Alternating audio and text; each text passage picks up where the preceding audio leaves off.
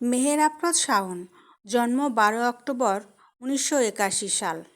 একজন বাংলাদেশি অভিনেত্রী, নৃত্যশিল্পী, সঙ্গীতশিল্পী, পরিচালক ও স্থপতি। তিনি বাংলাদেশের কথাসাহিত্যিক হুমায়ূন আহমেদের দ্বিতীয় স্ত্রী। বাবার সমান লোককে ছলে-বলে পটিয়ে বিয়ে করে ফেলেছেন। তাও সাধারণ কেউ নন, দেশের 1 নম্বর লেখক, যার লেখায় ফুল ফোটে, বৃষ্টি নামে, জ্যোৎস্না ঝরে, সেই লেখক হুমায়ূন আহমেদকে বিয়ে করে ফেলেছেন।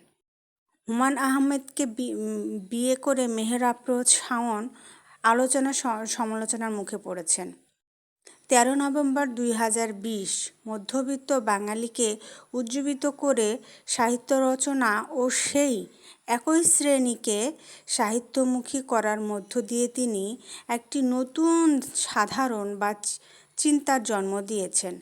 বাংলা চলচ্চিত্রেও একটি পরিচ্ছন্ন ধারার জন্ম দেওয়াও সাধারণ শিক্ষিত মেহের আফরোজ